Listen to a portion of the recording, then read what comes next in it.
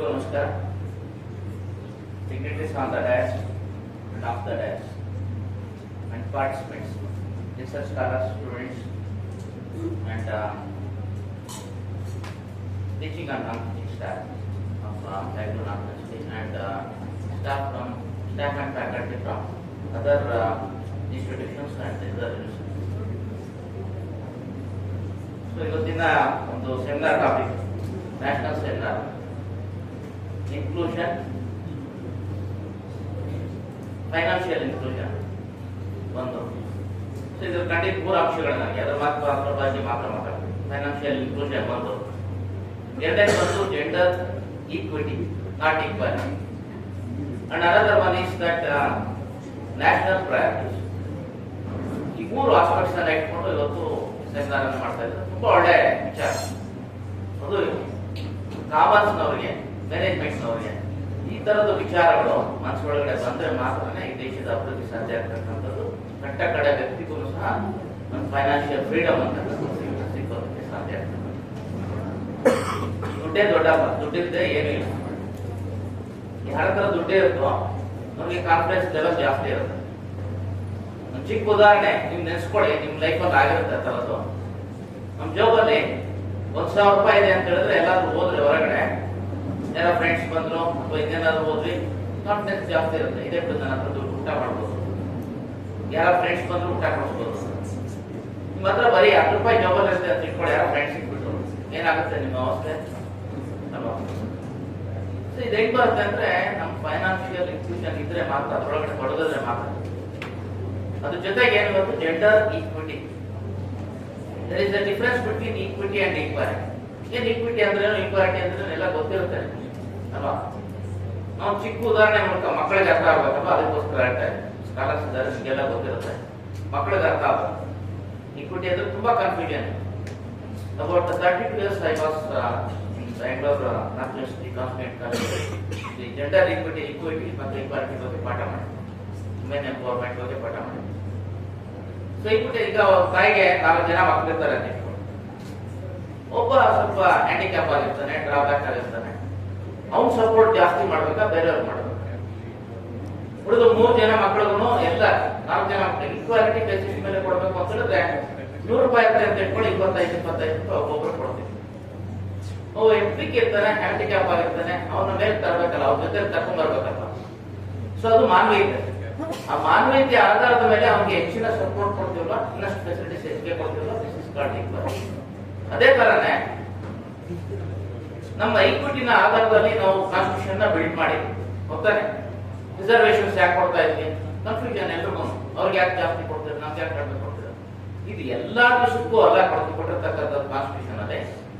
For some years ಅವ್ರನ್ನ ಮೇಲಕ್ಕೆ ತಗೊಂಡ್ ಬರೋದು, ಆ ಮೇಲಕ್ಕೆ ತಗೊಂಡ್ ಬರೋದು ಎಲ್ಲರಿಗೂ ಸಾಧ್ಯ ಆಗುತ್ತೆ ಅಂತ ಗೊತ್ತಿಲ್ಲ. 15 years ಅಂದ್ರು, 20 years ಅಂದ್ರು, ಬಹಳ ವರ್ಷಗಳಾಯ್ತು, ಇದುವರೆಗೂ ಆಗ್ಲಿಲ್ಲ. ಅದಾಗ್ಬೇಕು ಅಂದ್ರೆ ತುಂಬಾ ಒಳ್ಳೆ ಟಾಪಿಕ್ ಇದು, ಫೈನಾನ್ಷಿಯಲ್ ಇನ್ಕ್ಲೂಷನ್. ಎಲ್ಲರೂ ಇನ್ವಾಲ್ವ್ ಮಾಡ್ಕೊಂಡಾಗ ಮಾತ್ರ ಸಾಧ್ಯ ಆಗುತ್ತೆ. ಸೊ ಇದು ಇವತ್ತಿನ ಒಂದು ವಿಷಯದ ಚರ್ಚೆ ಬಹಳ ಮುಖ್ಯವಾಗಿ ಆಗ್ಬೇಕಾಗಿದೆ. ಇದಕ್ಕೋಸ್ಕರ ಸರ್ಕಾರ ಬೇಕಾದಷ್ಟು ನಮಗೆ ಯೋಜನೆಗಳನ್ನ ತರ್ತಾ ಇದೆ. ರಂಜನ್ ಯೋಜನೆ ಇರ್ಬೋದು, ಮುದ್ರಾ ಯೋಜನೆ ಇರ್ಬೋದು, ಅಥವಾ ಸ್ಟ್ಯಾಂಡ್ ಅಪ್ ಇಂಡಿಯಾ ಯೋಜನೆ ಇರ್ಬೋದು, ಮೇಕ್ ಇನ್ ಇಂಡಿಯಾ ಯೋಜನೆ ಇರ್ಬೋದು. ಇವೆಲ್ಲವುಗಳ ಒಂದು ಉದ್ದೇಶ ಏನು ಅಂತ ಹೇಳಿದ್ರೆ, ಎಲ್ಲ ಜನರ ಕೈಯಲ್ಲಿ ದುಡ್ಡು ಓಡಾಡ್ಲಿ, ದುಡ್ಡು ಸಿಗ್ಬೇಕು ಅವ್ರಿಗೆ, ಅವ್ರು ಅದ್ರೊಳಗಡೆ ಪಾರ್ಟಿಸಿಪೇಟ್ ಮಾಡಬೇಕು. When you are taking decision making ಅಲ್ಲಿ ಯಾವ್ದು ಹೆಣ್ಮಕ್ಳು ಸೇರಿಸ್ಕೊಳ್ಳೋದೇ ಇಲ್ಲ. ಅವರು ಅಷ್ಟೇನೆ ಸ್ಟೀರಿಯೋ ಟೈಪ್ ಆಗ್ಬಿಟ್ಟಿದ್ದಾರೆ. ನಮ್ಮ ಯಜಮಾನ್ ಹೇಳಿದ್ರೆ ಸರಿ, ಇಷ್ಟೇ ದೊಡ್ಡ ಆಫೀಸರ್ ಆಗಿರ್ಲಿ, ನಮ್ಮ ಯಜಮಾನ್ ಕೇಳಬೇಕು ಬೇಡ ಅಂತ ಹೇಳಿಲ್ಲ. ಇದು ಅನ್ಯೋನ್ಯತೆ ಬಗ್ಗೆ ಬೇಕಾಗಿರ್ತಕ್ಕಂಥ ಒಂದು ವಿಚಾರ. ಆದ್ರೆ ನೀವು ಪ್ರಮುಖವಾಗಿ ಡಿಸಿಷನ್ ತಗೊಂಡಾಗ ಆ ಮನೆ ಫೈನಾನ್ಷಿಯಲ್ ಸ್ಟೇಟಸ್ ಇರ್ಬೋದು, ಮಕ್ಕಳ ಒಂದು ಎಜುಕೇಶನ್ ಇರ್ಬೋದು, ಪ್ರತಿಯೊಂದು ಸಹ ಡಿಸೈಡ್ ಮಾಡೋದಕ್ಕೆ ಸಾಧ್ಯ. ಸೊ ಇದು ಮುಖ್ಯವಾಗಿ ಬರಬೇಕಾಗ್ತಕ್ಕಂಥದ್ದು. ಈಕ್ವಿಟಿ ಆಧಾರದ ಮೇಲೆ ಕೊಡಬೇಕು ಅಂದ್ರೆ ಇಲ್ಲಿ ಜೆಂಡರ್ ಈಕ್ವಿಟಿ ಅಂತ ಇದೆ, ನಾಟ್ ವುಮೆನ್ ಈಕ್ವಿಟಿ ಅಂತ ಇರೋದು. ಜೆಂಡರ್ ಈಕ್ವಿಟಿ ಬಂದಾಗ ಯಾರು ಕೆಳಗಡೆ ಇದ್ದಾರೆ ಅವ್ರನ್ನ ಮೇನ್ ಸ್ಟ್ರೀಮ್ಗೆ ತರೋದು. ಒಂದೇದು ಹೆಣ್ಮಕ್ಳು, ಸಾಮಾನ್ಯವಾಗಿ ಡಿಸ್ಕ್ರಿಮಿನೇಷನ್ ಇದೆ, ಗೊತ್ತಿದೆ ನಮ್ಗೆ. ಅದಕ್ಕೆ ಅವ್ರಿಗೆ ವಿಶೇಷವಾಗಿರ್ತಕ್ಕಂಥ ಒಂದು ಪ್ರಾಧಾನ್ಯತೆಯನ್ನು ಕೊಡಬೇಕು. ಫೈನಾನ್ಷಿಯಲ್ ಇನ್ಕ್ಲೂಸಿವ್ನೆಸ್ ಅಲ್ಲಿಂದ ಸ್ಟಾರ್ಟ್ ಆಗುತ್ತೆ. ಯಾವಾಗಲೂ ಅಷ್ಟೇ ವುಮೆನ್ ಎಂಪವರ್ಮೆಂಟ್ಗೆ ಇರ್ತಕ್ಕಂಥ ಒಂದು ಮೇನ್ ಇಂಡಿಕೇಟರ್ ಅಂತ ಹೇಳಿದ್ರೆ ಎಕನಾಮಿಕ್ ಸಪೋರ್ಟ್, ಫೈನಾನ್ಷಿಯಲ್ ಸಪೋರ್ಟ್. ಅದಿಲ್ಲದೆ ಇದ್ರೆ ವುಮೆನ್ ಎಂಪವರ್ಮೆಂಟ್ ಇನ್ಕಂಪ್ಲೀಟ್ ಆಗುತ್ತೆ. ಎಜುಕೇಶನ್ ಬೇಕು, ಎಲ್ಲ ತರ ಫೆಸಿಲಿಟೀಸ್ ಬೇಕು, ಅದ್ರ ಜೊತೆಗೆ ಫೈನಾನ್ಷಿಯಲ್ ಸಪೋರ್ಟ್ ಸಹ ಇದೆ. ಬೇರೆ ಬೇರೆ ಇಂಡಿಕೇಟರ್ಸ್ ಇದೆ, ಅದರಲ್ಲಿ ಬಹಳ ಮುಖ್ಯವಾಗಿ ಫೈನಾನ್ಷಿಯಲ್. ಸೊ ಹಾಗಾಗಿ ಇದರಲ್ಲಿ ಹೆಣ್ಮಕ್ಳನ್ನ ಇನ್ಕ್ಲೂಡ್ ಮಾಡ್ತಕ್ಕಂಥದ್ದು ಅಂದ್ರೆ ನಾವು ಇಲ್ಲಿರ್ತಕ್ಕಂಥವ್ರು ಮಾತ್ರ ಅಲ್ಲ, ನಿಮ್ ಸುತ್ತಮುತ್ತ ನೋಡಿ, ಅಕ್ಕಪಕ್ಕ ನೋಡಿ. ನಮ್ಮ ಮನೆ ಪಕ್ಕದಲ್ಲೇ ಇನ್ನೊಂದು ಯಾವ್ದೋ ಮನೆ ಇರುತ್ತೆ, ಆ ಮನೆಯಲ್ಲಿ ಇರ್ತಕ್ಕಂಥ ಹೆಣ್ಮಕ್ಳ ಪರಿಸ್ಥಿತಿ ನೋಡ್ಬೇಕು ನಾವು. ನಾವೆಲ್ಲ ಎಜುಕೇಟ್ ಆಗಿದ್ದೀವಿ, ನಮ್ಗೆ ಏನ್ ಬೇಕೋ ಅಚೀವ್ಮೆಂಟ್ ಮಾಡ್ತೀವಿ, ನಮ್ ಸಪೋರ್ಟ್ ತಗೊಳ್ತೀವಿ, ಇನ್ಫ್ಲೂಯೆನ್ಸ್ ಮಾಡ್ತೀವಿ. ಅವ್ರಿಗೇನು ಇನ್ಫ್ಲೂಯೆನ್ಸ್ ಇರೋದಿಲ್ಲ, ಸಪೋರ್ಟ್ ಇರೋದಿಲ್ಲ. ಅಂತ ಮಕ್ಳು ಏನ್ ಮಾಡ್ಬೇಕು, ಅಂತ ಹೆಣ್ಮಕ್ಳು ಏನ್ ಮಾಡ್ಬೇಕು, ಗಂಡ ಹಿಡ್ಕೊಂಡು ಹೊಡಿತಾನೆ, ದುಡ್ಡು ಕಿತ್ಕೊಂಡು ಹೋಗ್ಲೇ, ನಮ್ಮ ಬಿಸಿ ಅವ್ರು ಹೇಳಿದ್ರಲ್ಲ, ದುಡ್ಡು ಕಿತ್ಕೊಂಡು ಹೋಗ್ತಾನೆ, ಕುಡಿತಾನೆ, ಸ್ಪೆಟ್ ಆಡ್ತಾನೆ.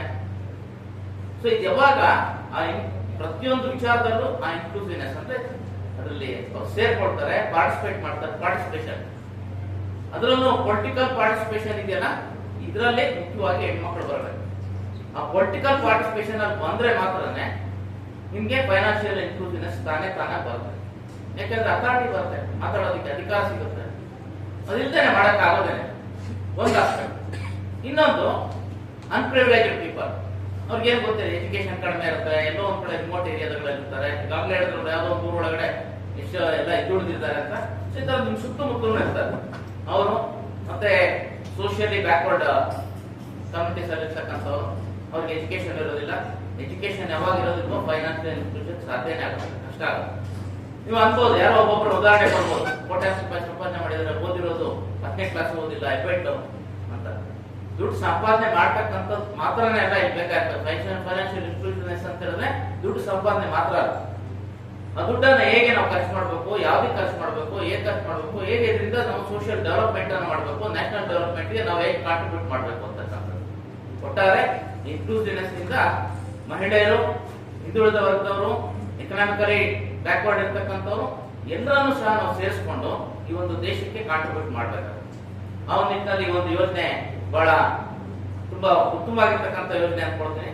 ಇಲ್ಲಿ ಬರೀ ನಾವು ಇನ್ಕ್ಲೂಸಿವ್ನೆಸ್ಗೆ ನಾವು ಪ್ರೋಗ್ರಾಮ್ಸ್ ಅನ್ನ ತಂದನ್ ಯೋಜನೆ ಅಂತ ಹೇಳಿದ್ವಿ, ಮುದ್ರಾ ಯೋಜನೆ ಅಂತ ಹೇಳಿದ್ವಿ. ಯೋಜನೆಗಳು ಮಾಡ್ಬಿಟ್ರೆ ಆಗೋದಿಲ್ಲ, ಅದ್ರಲ್ಲಿ ಅವ್ರನ್ನ ಇನ್ಕ್ಲೂಡ್ ಮಾಡಬೇಕು. ಬ್ಯಾಂಕಿಂಗ್ ಮಾಡ್ತೀರಾ, ಇನ್ಶೂರೆನ್ಸ್ ತಗೊಳ್ತೀರಾ, ಎಲ್ಲದರಲ್ಲೂ ಸಹ ಎಲ್ಲ ಫೈನಾನ್ಷಿಯಲ್ ಆಸ್ಪೆಕ್ಟ್ಸ್ ಅಲ್ಲಿ ಎಲ್ಲರ ಒಂದು ಇನ್ಕ್ಲೂಸಿವ್ನೆಸ್ ಇದ್ರೆ ಮಾತ್ರ ಇದು ಅಭಿವೃದ್ಧಿ ಆಗೋದಕ್ಕೆ ಸಾಧ್ಯ ಆಗುತ್ತೆ.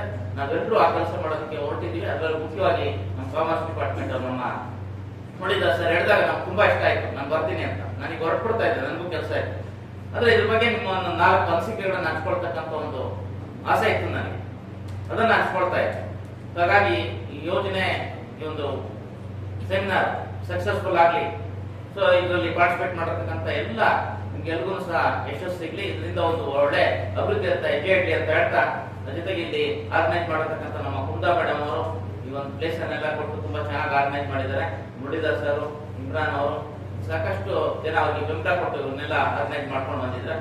ಮುಖ್ಯವಾಗಿ ನಮ್ಮ ರಾಮಕೃಷ್ಣ ಸರ್ ಹೈದರಾಬಾದ್ ಇಂದ ಬಂದಿದ್ದಾರೆ, they come from all the way from Hyderabad. ಅವ್ರು ಮುಖ್ಯವಾಗಿರ್ತಕ್ಕಂಥ ಕೀನೋಟ್ ಅಡ್ರೆಸ್ ಅವ್ರು ಮಾತಾಡ್ಬೇಕಾಗ್ತಿದೆ.